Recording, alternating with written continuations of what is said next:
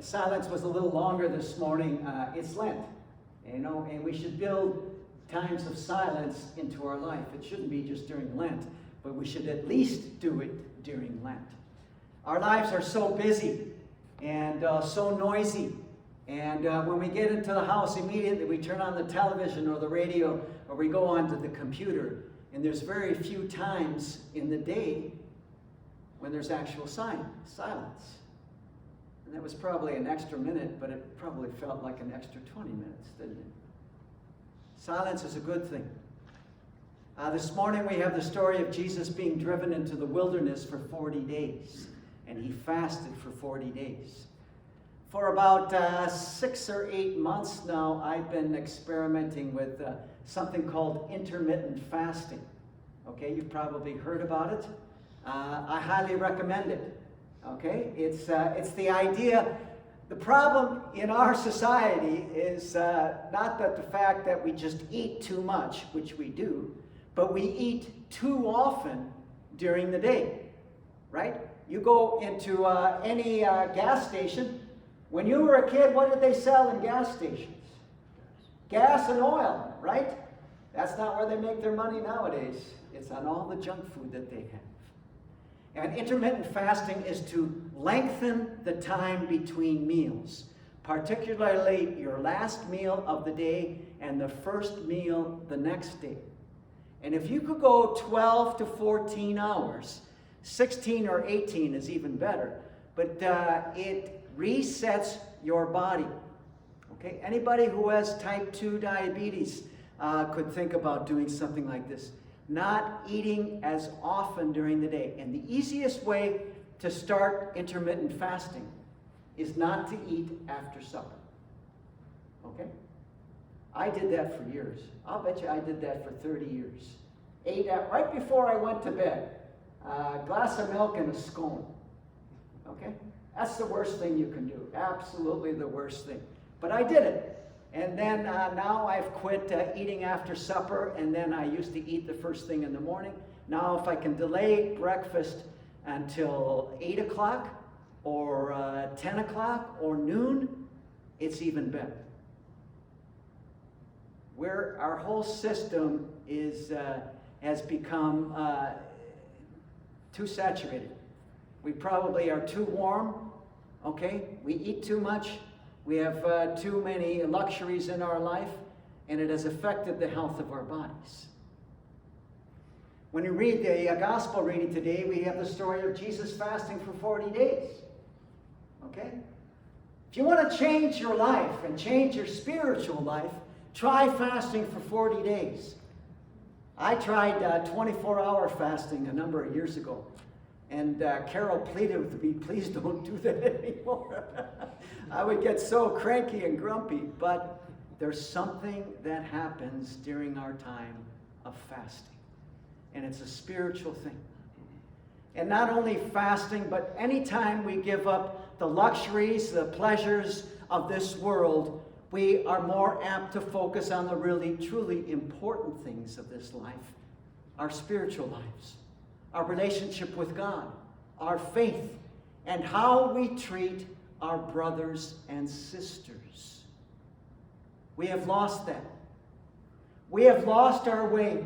If you don't think we have not lost our way, talk to me after church. The world has lost its way. In the gospel reading, it talks about the devil came to tempt Jesus. I personally don't believe there's a devil that walks around and is always tapping us on the shoulder.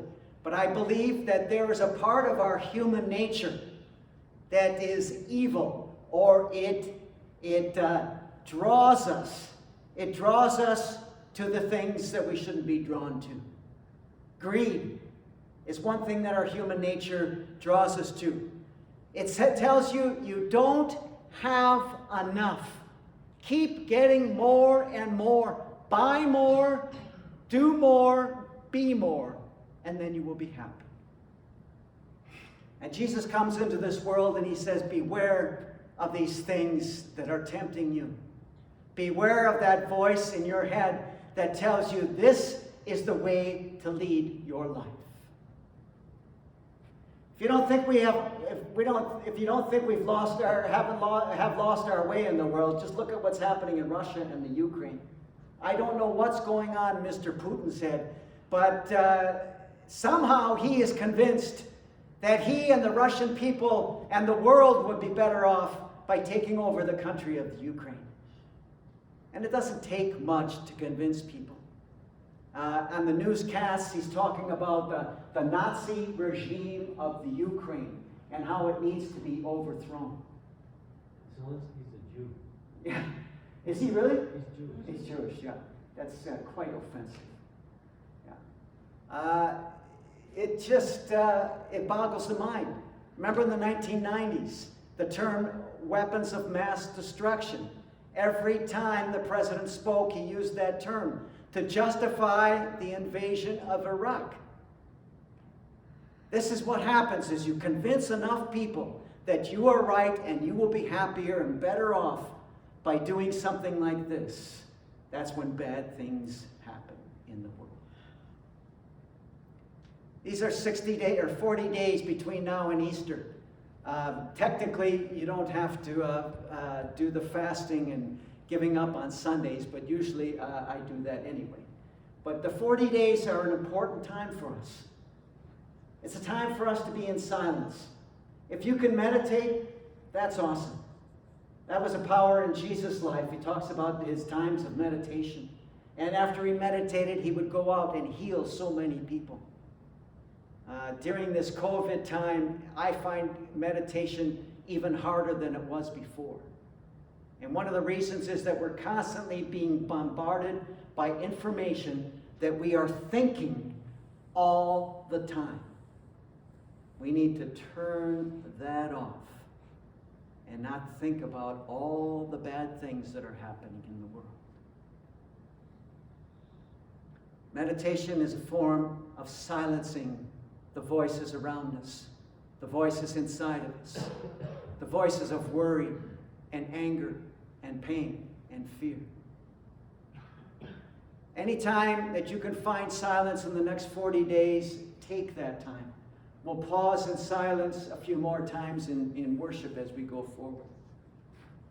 When you're stuck in traffic, and this is a big thing for me, when you're stuck in traffic or somebody in front of you is going so slow, rather than beeping the horn or angrily pulling around them, use the time of silence to take a couple of breaths, to give thanks to God, to give gratitude for the life that God has given to you. It will change the place that you find yourselves in.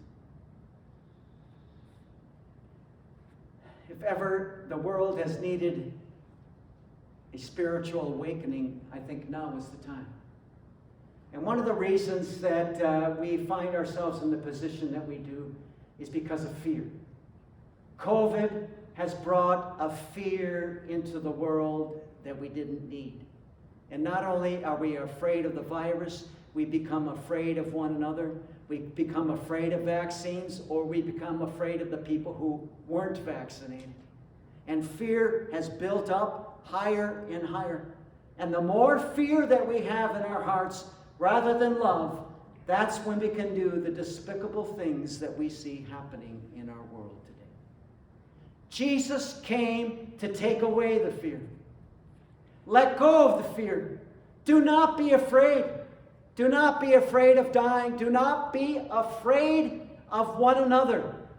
Do not be afraid of doing the right thing. Do not be afraid of giving. God will provide. God has given us enough. Maybe now's the time for us to share with all the gifts that God has given to us, to the people of the whole world. May God bless us in these 40 days with a time of silence, a time of peace, a time of focus. And may the true meaning of our life rise in our hearts. Amen.